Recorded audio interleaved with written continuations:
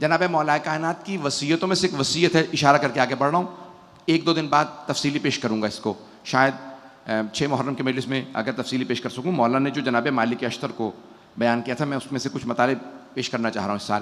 تو اس میں مولا نے فرمایا تھا، اے مالک، کسی ایسے آدمی کو اپنا وزیر نہ بنانا جو تم سے پہلے ظالموں کا وزیر رہ چکا ہو۔ خدا کی قسم الفاظ وزیر ہی کے ہیں، نائب کے وزیر کے الفاظ ہیں۔ مولا نے 1400 سال پہلے کہا جو کبھی کسی ظالم کا وزیر رہا اسے اپنا وزیر نہ بنانا۔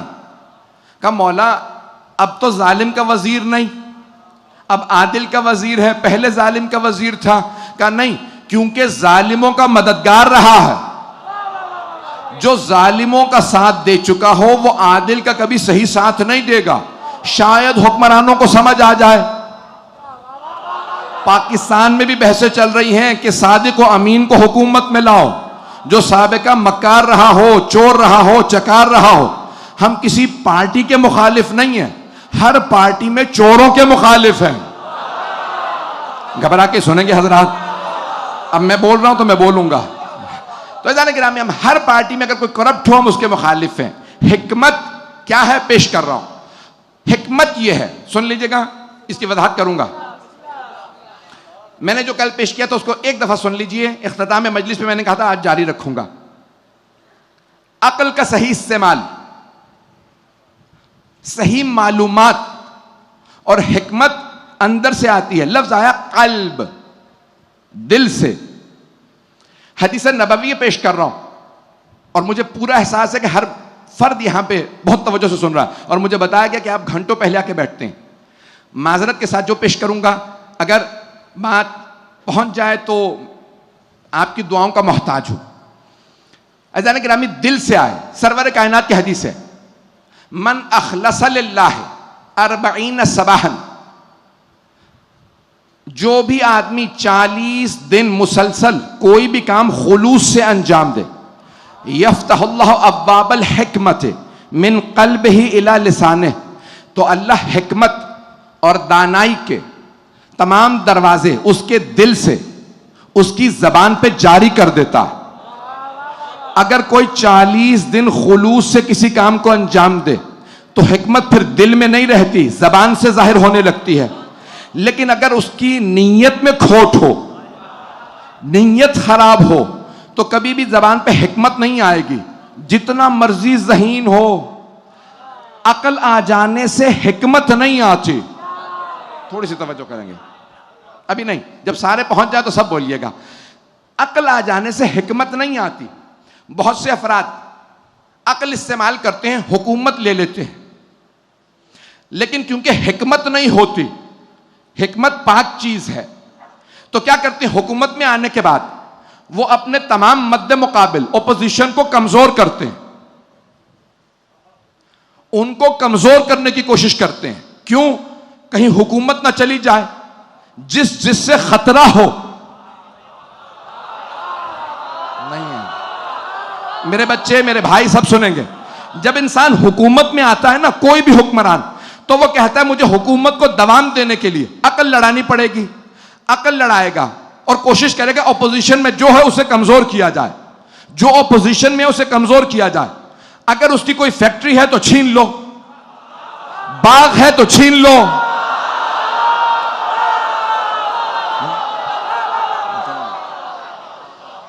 جو اس کے پاس ہے اسے چھین لیا جائے۔ حضرات چلتے رہیں گے، جس محبت سے سن رہے ہیں، میرے بچے، میرے نوجوان، میرے بھائی، میرے بزرگ، سب کے سب غور سے سنیں گے۔ تو آنے والا حکمران جب اس کے پاس عقل ہو، دین نہ ہو، دیانت نہ ہو، حکمت نہ ہو، تو وہ عقل کا صحیح استعمال نہیں کرے گا، عقل کا غلط استعمال کرے گا، اور غلط استعمال کرنے کے بعد وہ عیاری کرے گا، مکاری کرے گا، حقدار کو اس کا حق نہیں دے گا۔ مولا کائنات جب حکومت میں آئے، تھوڑی سی توجہ کریں گے، مولا کائنات جب حکومت میں آئے تو آپ نے کہا میں حکمت سے فیصلے کروں گا، اور آپ نے پہلا جو خطبہ دیا مسجد نبوی پہ، آپ نے فرمایا سن لو، عدل کی حکومت قائم ہو گئی ہے، جو کچھ بیت المال سے چھینا گیا میں واپس لوں گا۔ دیکھیں دعوے بہت سے لوگ کرتے ہیں، عمل درآمد کرانا بڑا مشکل ہوتا ہے. ہر آدمی کہتا ہے چوروں کو سزا ملے گی، لیکن چوروں کو سزا دلانا بڑا مشکل ہوتا. میں کسی پہ پاکستان میں نہیں پڑھ رہا ہوں، میں تو اپنی مجلس پڑھ رہا ہوں. میں پاکستان پہ نہیں پڑھ رہا ہوں، میں پاکستان کے حالات پوری طرح سے نہیں جانتا، تو میں اپنی مجلس پڑھ رہا ہوں، مجمع میرے ساتھ رہے گا. ہر آدمی کہتا ہے حکومت میں آنے والا میں ہر چور کو سزا دوں گا جس نے کچھ بھی بیت المال سے لیا ہو. بیت المال ٹریجری، حکومت کے پیسے، اسے بیت المال کہا جاتا. پاکستان کا قومی خزانہ، آپ کی زبان میں ترجمہ کر دیا میں نے، قومی خزانے سے جو جس نے لیا ہوگا واپس لوں گا. مولا کائنات نے فرمایا جو جس نے بیت المال سے لیا ہے میں واپس لوں گا. آپ نے فرمایا مجمع سے مسجد نبوی میں نہج البلاغہ اٹھا کے دیکھ لیجئے، اگر تم میں سے کسی کے باپ نے بیت المال سے تمہاری ماں کا حق مہر ادا کیا قومی خزانے سے، میں وہ بھی واپس لے لوں گا. تو کسی نے لیا ہوگا نا.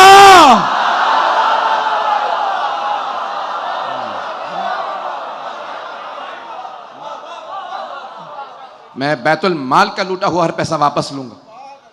اور اگر کسی نے کوئی بھی یہاں پہ بیت المال سے لیا سب خود واپس کر دیں. اگر واپس نہیں بھی کرو گے میں جانتا ہوں یہ ہے عدل، حکمت عدالت کی طرف لے جاتی ہے. عیاری، مکاری، شاطرانہ حرکتیں انسان کو ظلم کی طرف لے جاتی ہیں. نہیں پہنچا سکا. ہے میرا مجمع میرے ساتھ؟ بھئی تھوڑی سی توجہ کریں گے. دیکھیں، دو مضبوط طاقتور حکمران، کوئی بھی دو افراد حکومت میں آئے، طاقتور ہیں. ایک کو آپ کہتے ہیں ظالم ہے. مجھے پتا ہے میں کیا پڑھ رہا ہوں، مجھے پتا ہے بہت سے لوگ داد نہیں دیں گے، پڑھوں گا، بڑی ذمہ داری سے پڑھوں گا. مجھے بتایا پاکستان کے کئی ٹیلی ویژن چینلز پہ جا رہا ہے. مجھے میرے اہل سنت بھائیوں نے، علماء نے کہا ہم سب سن رہے ہیں، اس لیے پڑھ رہا ہوں. غور سے سنیے گا. ہر مضبوط حکمران عادل نہیں ہوتا. اگر پہنچ جائیں، کچھ لوگ پہنچ گئے. ہر مضبوط حکمران عادل نہیں ہوتا. کچھ ظالم ہوتے ہیں، کچھ عادل. ایک کہتا ہے میرا دل مضبوط ہے، میں بھی سب کچھ چھینوں گا. اور اہل بیت کہتے ہیں یہ ظلم ہے. نہیں ہے. مولا کائنات کہہ رہے ہیں میں بھی واپس چھینوں گا. ایک کسی کا حق چھین رہا ہے، اگر پہنچ گیا. دوسرا لوٹا ہوا مال چھین رہا ہے. جو کسی کا حق چھینے وہ ظالم، جو لوٹا ہوا مال واپس لے وہ عادل. بات پہنچ رہی؟ اب بات پہنچ رہی ہے. میں ایسے ہی پڑھوں گا. تو عزیزان گرامی، بڑا فرق ہے حکمت کے استعمال میں اور عیاری کے استعمال میں. میں ممنون ہوں آپ بزرگوں کا جو مجھے حوصلہ افزائی کر رہے ہیں اپنے اشاروں سے، اپنے چہروں سے، اپنی آنکھوں سے. تو عزیزان گرامی سن لیجئے گا، میرے بچے، میرے بھائی، پورا پاکستان جہاں جہاں سن رہا ہے. مجھے آج اتنے میسیجز آئے ہیں کہ نہیں ہندوستان میں آپ کو سن رہے ہیں، پورے یورپ میں سن رہے ہیں، افریقہ میں سن رہے ہیں، پورے مڈل ایسٹ کے اندر. میں اسی لیے بڑی ذمہ داری سے کچھ جملے پیش کر رہا ہوں موجودہ حالات کے تناظر میں، جہاں اس وقت حکومتیں خون چوس رہی ہیں. مولا کائنات سے آپ نے اکثر سنا ہوگا پیوند لگے لباس. مولا کی ابا میں پیوند لگے تھے، سنا ہے؟ ہاں ہوں کریں. مولا کے جوتوں کے اندر پیوند تھے، آپ نے گانٹ رکھا تھا. ابا قبا پرانی تھی. سوال، کیا مولا غریب تھے؟ توجہ، سردار کے بیٹے تھے. حضرت ابو طالب سردار تھے، حضرت خدیجہ ملکۃ العرب تھے. توجہ، وہ افراد جو بیت المال سے لوٹ کے غنی ہو جائیں اور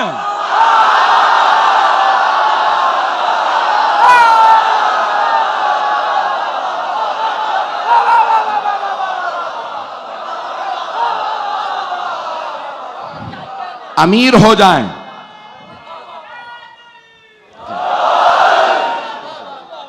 توجہ ہے کہ میرے ساتھ مجمع ہے میرے ساتھ. امیر ہو جائیں. میں نے عربی کا لفظ استعمال کر دیا, میں آپ کی زبان میں سمجھا دوں. جو دولت مند بن جائے, کیسے اندازہ ہوگا؟ حکومت میں آنے سے پہلے کچھ نہیں تھا, حکومت میں آ کے سب کچھ آ گیا. خدا کی قسم میں پاکستان کے حالات نہیں پڑھ رہا, میں ساری تاریخ اسلام بیان کر رہا ہوں.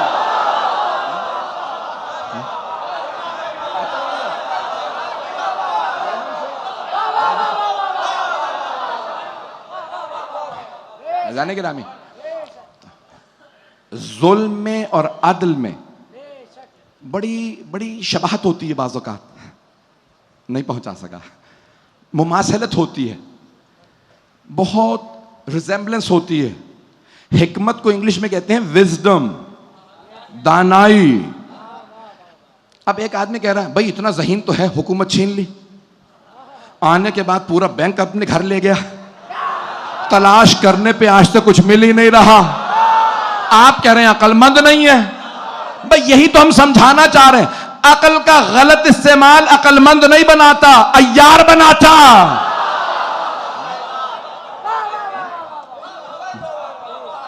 عقل کا غلط استعمال عیار بناتا. میں محبت ہوں کہ آپ کے ممنون ہوں کہ میرے اتنے سخت جملوں پہ آپ مجھے اتنی محبت سے دیکھ رہے ہیں. عزیزان گرامی, تو پوری دنیا کے اندر اصول یہ ہے. آئیں ذرا تاریخ پیش کروں. نام سن رکھا ہے آپ نے فرعون کا؟ فرعون ایک تھا قارون.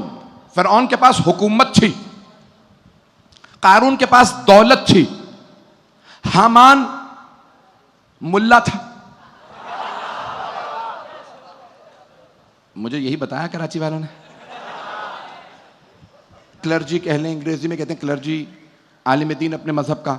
میں پورے آپ کے سامنے تاریخ کا پس منظر پیش کر رہا کہ دیکھیں سرور کائنات جناب موسیٰ کے لیے قرآن میں آیت ہے, انا ارسلنا موسیٰ, ہم نے کیا کیا؟ موسیٰ کو بھیجا. کہاں پہ؟ 3 طبقات کی طرف. کون کون؟ فرعون, حامان, قارون. ان 3 کا نام اللہ نے بتایا. انا ارسلنا الیکم رسولا کما ارسلنا الی فرعون رسولا. اے مکے والو, جیسے ہم نے فرعون کے پاس رسول بھیجا تھا نا, ہم نے تمہارے پاس بھی ایک رسول بھیجا.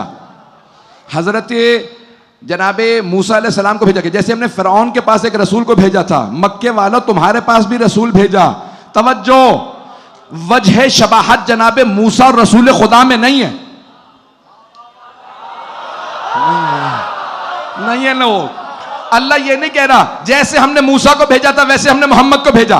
کہہ رہے او مکے والوں, جیسے ہم نے فرعون کے پاس رسول بھیجا تھا ویسے ہی تمہارے پاس بھیجا. محمد موسیٰ جیسے نہیں ہے.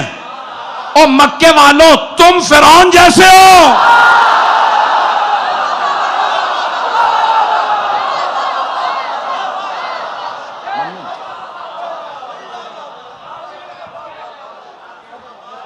پہنچ رہی ہے میں؟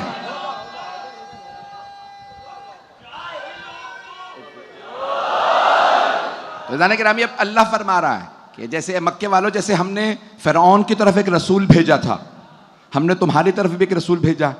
پھر اللہ نے فرمایا ہم نے موسیٰ کو فرعون, حامان, قارون کی طرف بھیجا. اور پھر اللہ فرماتا ہے کہ اے رسول ہم نے آپ کو بھی اسی طرح سے بھیجا. تو اب 3 طبقات ہیں. یہ 3 نام نہیں ہیں, یہ 3 فکریں ہیں, یہ 3 سوچ. تو اب یہ 3 طبقات ہیں جن کی طرف جناب موسیٰ کو بھیجا گیا. 3 طبقات پیغمبر کی امت میں تلاش کریں. فرعون کون تھا؟ ظالم حکمران.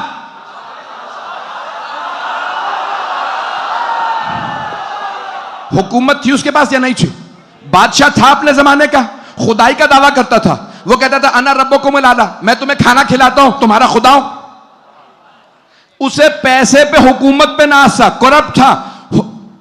کرپٹ حکمران فرعون. دوسرا تھا کرپٹ ملا.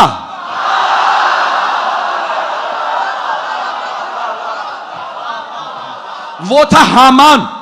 تیسرا تھا کرپٹ سرمایہ دار, وہ تھا قارون. پیسے والا تھا, سرمایہ دار تھا. تو تین معاشرے کے تین طبقات پیش کر رہا ہوں. پورا پاکستان، پوری دنیا سن رہی ہے. میں پاکستان کے تمام لوگوں کو بتا رہا ہوں. تین طبقات ذہن میں رکھیے، کبھی انہیں تسلیم نہ کیجیے گا. نہ کبھی ظالم حکمران تسلیم ہے، نہ کبھی کرپٹ ملا تسلیم ہے، اور نہ ہی کبھی ہمیں کوئی کرپٹ سرمایہ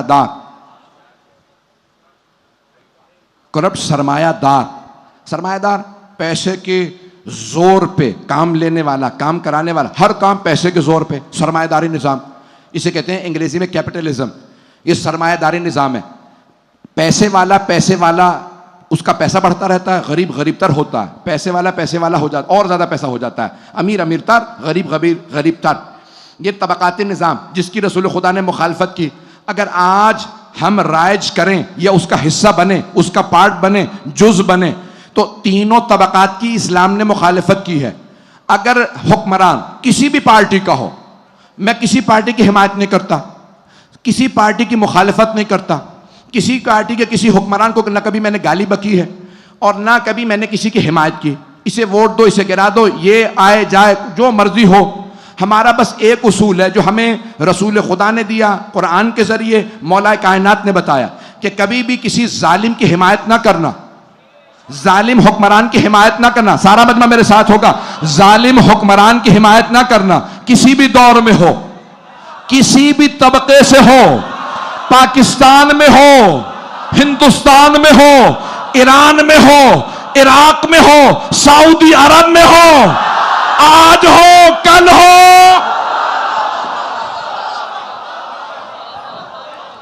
سبحان اللہ. ظالم کی حمایت نہیں کر سکتے. کیوں؟ مجمع ہے میرے ساتھ؟ بھئی اسی طرح چلتے رہیے گا، وقت بہت تیزی سے گزر رہا ہے، موضوع میں مکمل کرنا چاہتا ہوں. تو ظالم حکمران کی حمایت کرنے کا کیا اثر ہوتا ہے؟ آئیں ذرا سورہ جاسیہ، قرآن کریم کا سورہ. اللہ فرما رہا ہے فَاسْتَخَفَّ قَوْمَهُ. فرعون نے کیا کیا؟ اپنی قوم کی خفت کی، تذلیل کی، تضحیک کی.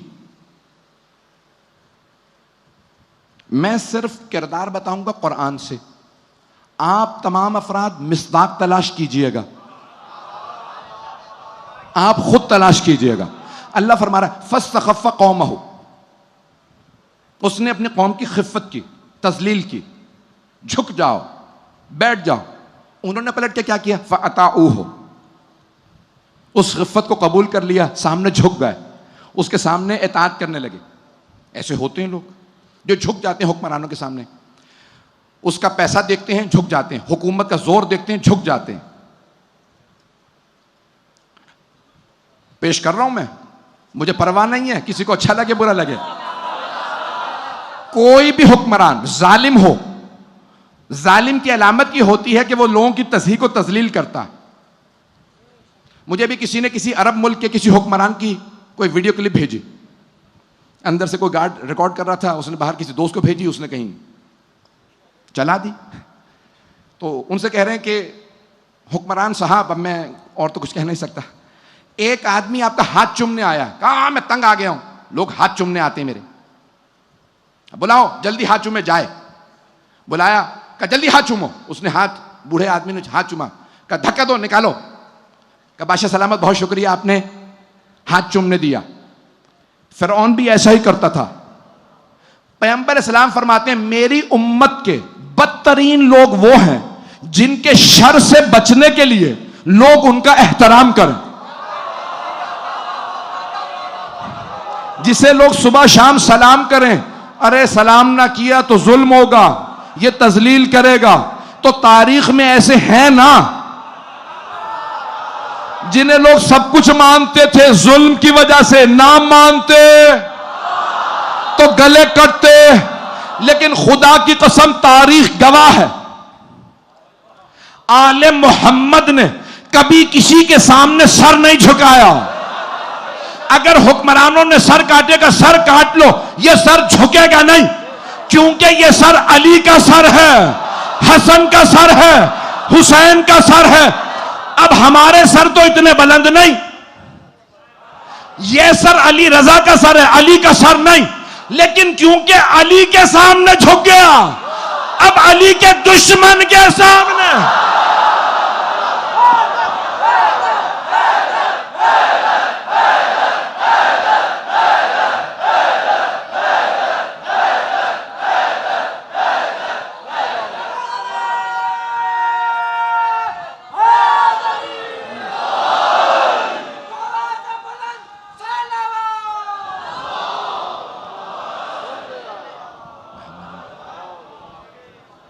توجہ فرما رہے تھے جانے کے رہا.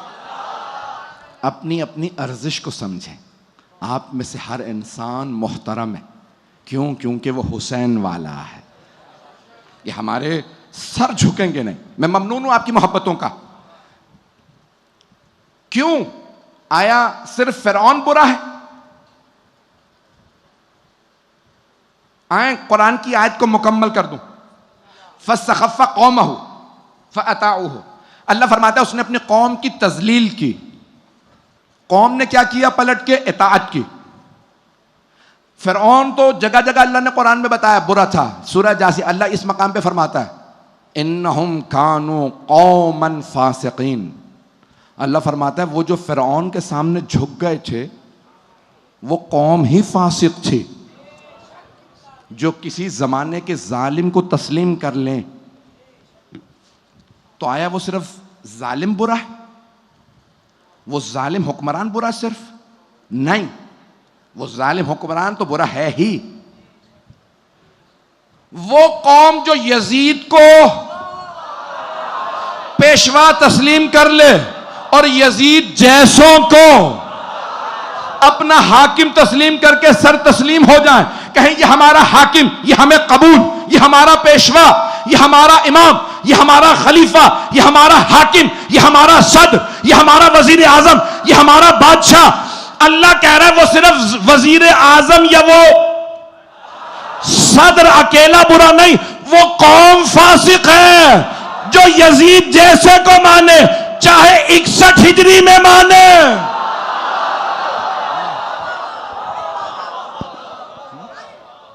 یا 1444 ہجری میں مانے.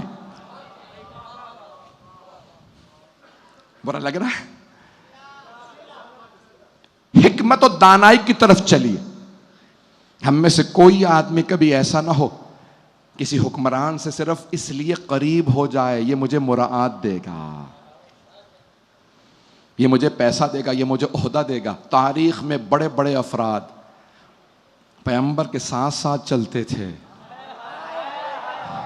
حکومتوں نے عہدے دیے, انہوں نے علی سے پردہ کر لیا.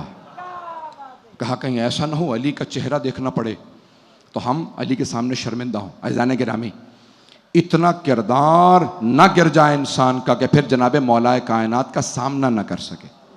میں نے یزید امام حسین کو مارنا چاہتا تھا. اس نے ایک مرتبہ سب سے کہا مجھے حسین کو مارنا, بیعت نہیں کر رہے. کہ دیکھ تو ہے حکمران, تیرا ساتھ تو کوئی دے گا نہیں, تیرا تو باپ کہہ گیا ہے, تو ایسا تو ویسا, سب تیرا کردار جانتے ہیں. کیا کروں پھر؟ کہ کسی ملا سے فتویٰ لے لے. آپ نے سنا ہوگا کسی نے انٹرویو میں کہا تھا کہ جناب امیر اپنے ہی حکومت میں کسی قاضی کی عدالت میں گئے, اس نے مولا کے خلاف فیصلہ دے دیا. اس قاضی کا نام معلوم ہے؟ قاضی شرح. اسی سے یزید نے فتویٰ مانگا, سن مجھے حسین کے خلاف فتویٰ چاہیے, میں مارنا چاہتا ہوں. اس نے لکھا حسین نے حاکم وقت خلیفہ وقت کے خلاف بغاوت کی ہے, یہ واجب القتل ہے. اس نے لکھا, مہر لگائی, 5000 مفتیوں نے دستخط کیے. حاکم مار ہی نہیں سکتا تھا جب تک کہ کرپ ملا فتویٰ نہ دے. پتہ نہیں لوگ ہیں یا نہیں ہیں.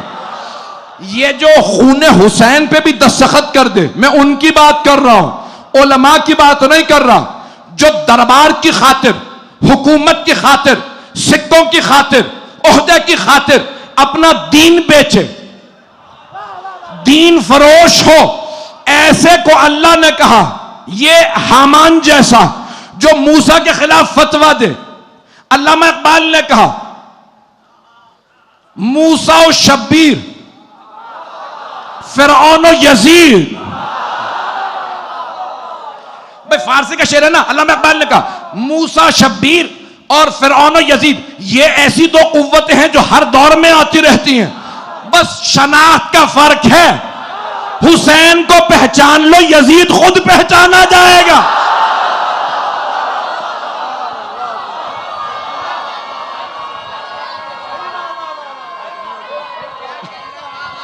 حیدری, حسینیت, حسینیت, یزیدیت, یزیدیت, نعرہ حیدری، حیدری، حیدری، بر محمد و آل محمد صلوات، صلی علی محمد و آل۔ توجہ فرمائی دانے گرامی۔ تو دانائی انسان کو اگر حکومت میں بھی ہو تو عدالت سکھاتی ہے، اور شاطرانہ عیاری انسان کو ظالم بنا دیتی ہے۔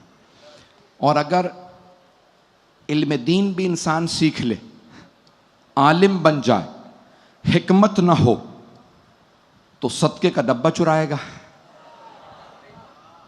جھوٹے فتوے دے گا، جائیں نمازیں چرائے گا۔ اتنا ہی نہیں کرے گا، اگر کربلا پہنچ جائے تو نعرہ تکبیر بلند کرے گا اور حسین کو تیر مارے گا، خنجر چلائے گا۔ اگر حکمت نہ ہو، عیاری ہو، تو انسان امام کو دیکھ کے بھی کرپٹ رہے گا۔ تیسرا طبقہ سرمایہ داری، میں اس کو کل مکمل کروں گا، وقت نہیں رہا، میں اتنا تفصیل میں جانا نہیں چاہ رہا تھا، جاری رکھوں گا کل۔ اور اگر حکمت ہو، دل پاک ہو، اور انسان کہیں غلطی سے لشکر یزید میں چلا جائے تو وہاں سے بھی توبہ کر کے حسین ابن علی کے قدموں میں آ جائے گا۔ آپ پہنچ گئے ہوں گے۔ تاریخ میں حضرت حر سے متعلق ملتا ہے، 2 محرم کو حضرت حر جب مولا حسین کا قافلہ پہنچا اور آپ کی سواری جو آپ کے نانا کی سواری تھی، وہ سفید براق مانند سواری، گھوڑا رک گیا۔ مولا جانتے ہیں کہ یہ عام سواری نہیں، یہ میرے جد رسول خدا کی سواری ہے۔ دنیا کو سمجھانا چاہ رہے ہیں۔ فوراً سوال کیا، اس سرزمین کا نام کیا ہے؟ کسی نے کہا نینوا۔ مولا نے کہا نہیں، کوئی اور نام بھی ہوگا۔ کہا غازریہ، کہا نہیں، کوئی اور نام۔ کرتے کرتے 7 نام بتائے گئے، آخر میں کسی نے کہا یہ ہے کرب و بلا۔ تو مولا حسین علیہ السلام نے فرمایا انا للہ و انا الیہ راجعون۔ بس یہ رکنا تھا کہ جناب عباس مولا کی خدمت میں فوراً آئے، کہا مولا آپ کی بہن حضرت ام کلثوم فرما رہی ہیں عباس میرے بھائی سے کہو یہاں سے جلدی کوچ کر جائیں، نہ جانے کیا بات ہے، میرا دل پھٹ رہا ہے، جب سے ہم یہاں آئے ہیں رکے ہیں میرا کلیجہ منہ کو آ رہا ہے۔ بس بھائی اتنے میں ایک قافلہ آیا، 1000 کا لشکر، ان کے چہرے لٹکے ہوئے تھے اور پیاس کے آثار تھے۔ سید الشہداء ساقی کوثر کے بیٹے، فوراً کہا عباس مشکیزوں کے منہ کھول دو۔ تفصیل میں نہیں جانا چاہتا، بس اب سب کو پانی پلایا۔ ایک محاربی قبیلے سے تعلق رکھنے والا آدمی کہتا ہے میں اتنی نکاحت و کمزوری محسوس کر رہا تھا کہ اونٹ کو بٹھا نہیں پا رہا تھا، میں نے دیکھا حسین مسند پہ بیٹھے ہیں، خود ہی آگے بڑھے، ہاتھ میں کوزہ ہے، انہوں نے مجھے کوزہ دیا، میرے اونٹ کو بھی پانی پلایا۔ وہ حسین جن سے دشمن کی پیاس برداشت نہ ہو، انہوں نے اپنی چھوٹی سی بیٹی بی بی سکینہ کا العطش کہنا،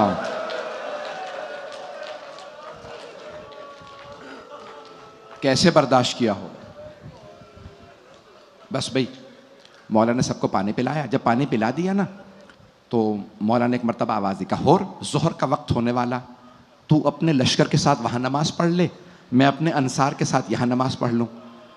ایک مرتبہ حضرت حر نے دیکھا، کم اے حسین آپ کے ہوتے ہوئے ہم الگ نماز پڑھیں گے، ہم آپ کے پیچھے نماز پڑھیں گے۔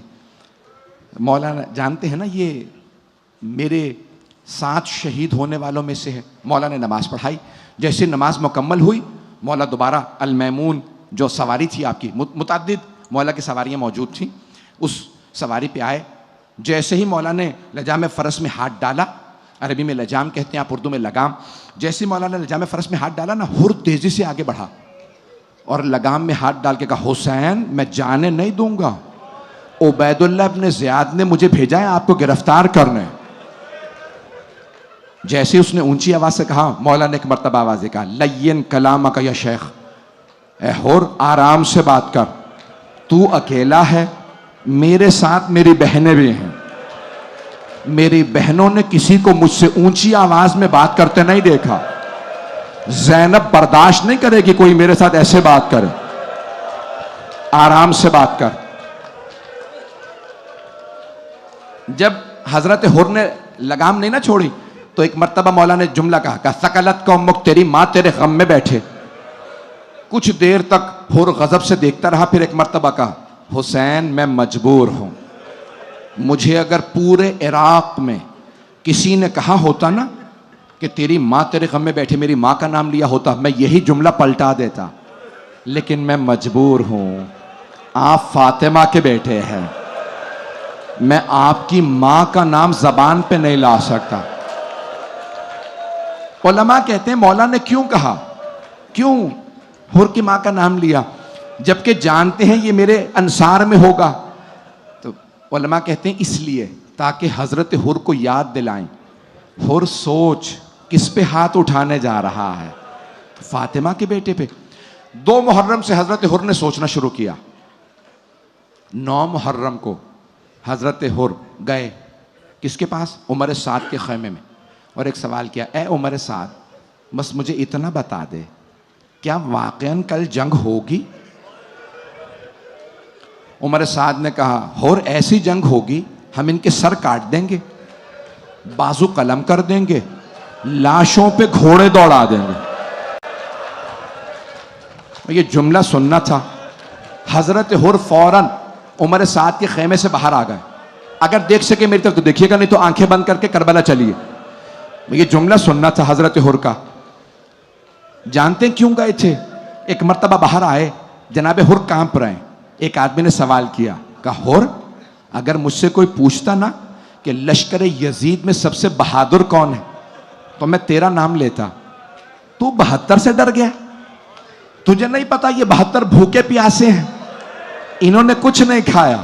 حر ہماری اتنی بڑی فوج ہے، یہ بھوکے پیاسے ہیں، 72 ہیں، تو ڈر کیوں رہا ہے؟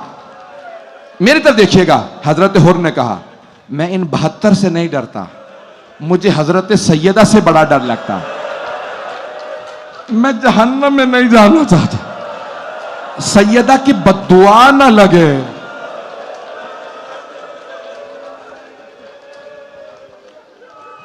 بس بھائی تابوت و علم برآمد ہونے ہیں. آج کے تبرکات 10 منٹ، زیادہ سے زیادہ 10 منٹ کی زحمت دوں گا، میرے ساتھ رہیے گا. جناب حر کانپ رہے ہیں، اور ایک مرتبہ جناب حر کے سامنے سے ایک آدمی گزرا، اپنے گھوڑے کو لے جا رہا تھا. جناب حر نے پوچھا کہاں جا رہے گھوڑے کو لے کے رات کے اس پہر میں؟ اس نے کہا حر دیکھتے نہیں گرمی کتنی، میرا گھوڑا بڑا پیاسا ہے، میں نے سوچا میں پانی پلا لاؤں. اب جناب حر کے آنسو بہنے لگے، اور جناب حر نے ایک مرتبہ کہا حر جانور پانی پی رہے ہیں اور فاطمہ کی بیٹیوں کی آوازیں آ رہی ہیں، العطاش العطاش، ہائے پیاس ہائے پیاس.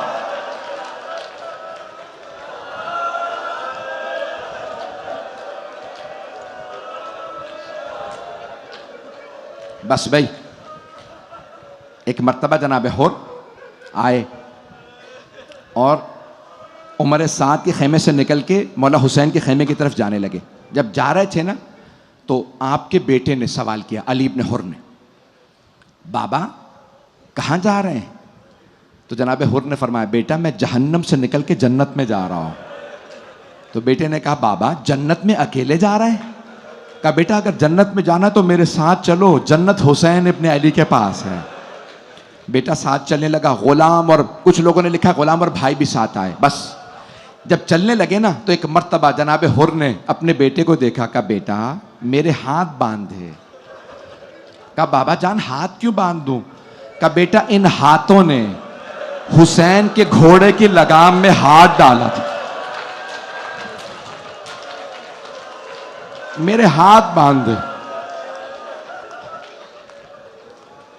بیٹے نے ہاتھ باندھے، کچھ آگے بڑھے، پھر ایک مرتبہ کہا بیٹا میری آنکھوں پہ پٹی باندھ دے۔ کہا بابا جان آنکھوں پہ پٹی کیوں باندھ دو؟ کہا ان آنکھوں نے حسین کو غضب سے دیکھا تھا۔ اب جناب حر سوچ رہے ہیں میرے توبہ کے دروازے بند ہو چکے، میری توبہ قبول نہیں ہو سکتی، آنسو بہ رہے ہیں، جا رہے ہیں کہاں؟ مولا حسین کے خیمے کی طرف۔ جناب حر اور سارا لشکر یزید حضرت عباس علیہ السلام سے بہت ڈرتے تھے۔ جناب حر نے آواز دی بیٹا کسی کے آنے کی آہٹ محسوس ہو رہی ہے؟ کہا ہاں بابا عباس ابن علی آ رہا ہے۔ مولا حسین نے جب دیکھا نا حر آ رہے ہیں تو مولا حسین نے خود کہا عباس مہمان آ رہا ہے، آپ خود استقبال کے لیے جائیے۔ جیسی جناب عباس کو آتا دیکھا نا تو جناب حر نے کہا بیٹا عباس ابن علی سے کہو ہم توبہ کرنے آ رہے ہیں۔ جناب عباس نے ایک مرتبہ کہا حر میں استقبال کے لیے آ رہا ہوں۔ اب میری طرف ضرور دیکھیے گا، جناب عباس نے جناب حر کے بازو کھولے، آنکھوں سے پٹی اتاری، بازو پکڑا اور ایک مرتبہ کہا حر سامنے مولا حسین ہے۔ جناب حر نے آنکھیں نہیں کھولی، آنسو بہ رہے تھے، ایک مرتبہ زمین پہ گرے، مولا حسین کے قدموں کو چوما اور روح کے کہنے لگے حلی من توبہ، اے حسین کیا میری توبہ قبول ہو سکتی ہے؟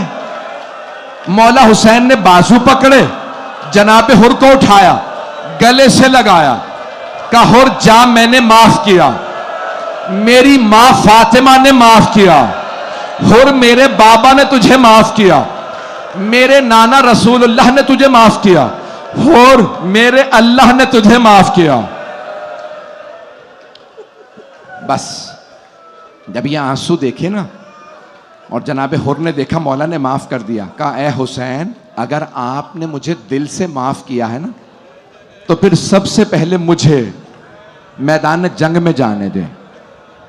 تو مولا نے فرمایا حر آپ ہمارے مہمان ہیں، مہمانوں کو پانی پلایا جاتا ہے، حر ہمارے پاس پانی نہیں ہے کہ ہم مہمان نوازی کر سکیں۔ ساقی کوثر کا بیٹا کتنا غریب ہو گیا۔ ایک مرتبہ جناب حر رونے لگے، کہ مولا اب پانی کی بات نہ کیجئے گا، 2 محرم کو میں نے خیمے اکھڑوائے تھے۔ اب جناب حر نے دوسرا مطالبہ کیا، پہلی بات مجھے پہلے جانے دے، دوسری بات مولا جب میں اونچی آواز سے بول رہا تھا نا تو آپ نے فرمایا تھا میری بہنیں میرے ساتھ، اے حسین آپ مجھے اجازت دیتے ہیں میں ایک مرتبہ آپ کی بہنوں سے معافی مانگ لوں؟ مولا حسین نے جناب عباس کو دیکھا، کہا عباس حر کو زینب کے خیمے کے باہر کھڑا کر دو۔ جناب حر نے زرہ پہنی، سر پہ خول پہنا، تلوار حمائل کی، نیزہ لیا، گھوڑے پہ سوار ہوئے، کہ جنگ میں جانے سے پہلے، شہادت سے پہلے آخری کام کروں گا، علی کی بیٹیوں سے معافی مانگوں گا۔ جناب حر آئے، بلند آواز سے کہنے لگے اے عصمت تطہیر کی پروردہ بیویوں، اے نبی کی نواسیوں، اے علی و بطول کی بیٹیوں، میں آپ کا مجرم ہوں، میں نے آپ کے بھائی کا راستہ روکا تھا، مجھے معاف کر دیجئے گا۔ اے بیویوں روز قیامت اپنی ماں سیدہ سے میری شکایت نہ کیجئے گا۔ یہ سننا تھا۔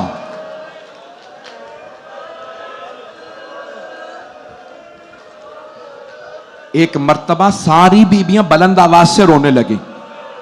جب بیویوں کا رونا سنا نا، حضرت حر نے اپنے سر سے خول اتارا، اپنے آپ کو گھوڑے سے زمین پہ گرایا، سر میں خاک کربلا ڈالنے لگے، چہرے کو پیٹنے لگے اور فرمانے لگے حر تو نے دوسری دفعہ سیدہ کی بیٹیوں کو رلایا۔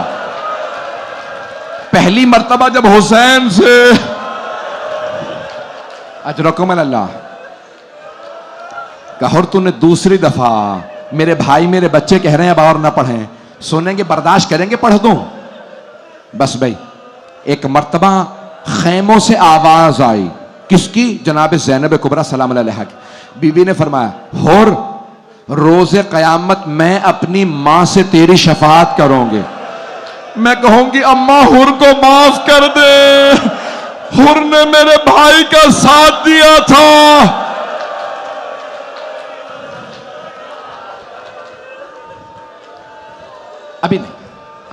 ابھی میں پڑھوں گا، پتہ نہیں میں مکمل کر سکوں پوری شہادت یا نہیں۔ جناب حر نے دیکھا لشکر بہت زیادہ ہے اور جوان بیٹا ہے، کہا کہ ایسا نہ ہو مجھے مرتا دیکھے بیٹا حسین کا ساتھ چھوڑ دے۔ کہا بیٹا پہلے آپ جائیے حملہ کیجئے پھر میں لڑوں گا۔ جناب حر کا بیٹا بھوکا پیاسا نہیں تھا کیونکہ وہ ابھی ادھر سے آیا تھا۔ اس نے حملہ کیا، جنگ کی، تلوار کھینچی، لیکن سامنے فوج تھی، وہ اکیلا تھا۔ ایک مرتبہ کسی ملعون نے حضرت حر کے بیٹے کے سر میں گرز مارا، گرز کا لگنا تھا، جناب حر کا بیٹا گرا۔ جب گرنے لگا نا آواز دی بابا میری مدد کو آئیے، بابا میں گھوڑے سے گر گیا، جناب حر سے برداشت نہیں ہوا، جناب حر بہت تیزی سے بھاگے، میرا بیٹا گر گیا۔ جیسے ہی جناب حر پہنچے دیکھا مولا حسین موجود ہے، مولا حسین نے جناب حر کے بیٹے کا سر اپنے زانوں پہ رکھا ہوا، ابھی نہیں۔ جناب حر نے کہا مولا میں آپ کا غلام، یہ آپ کے غلام کا بیٹا، مولا آپ نے زحمت کیوں کی؟ میں اپنے بیٹے کا لاشا خود اٹھا لوں گا۔ 2 منٹ رک جا، مولا میں اپنے بیٹے کا لاشا خود اٹھا لوں گا، اے حسین آپ زحمت نہ کیجئے۔ جناب حر آگے بڑھے، مولا حسین نے کہا نہیں حر ہٹ جا، تیرے بیٹے کا لاشا میں اٹھاؤں گا۔ جناب حر نے کہا نہیں مولا زحمت نہ کریں، میں اپنے بیٹے کا لاشا اٹھا لوں گا، مجھ میں بڑی طاقت ہے۔ جناب مولا سید الشہداء نے کہا حر بوڑھے باپ جوان بیٹے کا معاملہ ہے، حر میں لاشا اٹھاؤں گا، میری طرف دیکھیے گا، سب میری طرف دیکھیں۔ جناب حر کے بیٹے کا لاشا مولا حسین نے اٹھا لیا، لیکن جب ظہر کے بعد جناب علی اکبر گرے تو کوئی نہیں تھا کہنے والا اے حسین بوڑھے باپ جوان بیٹے کا معاملہ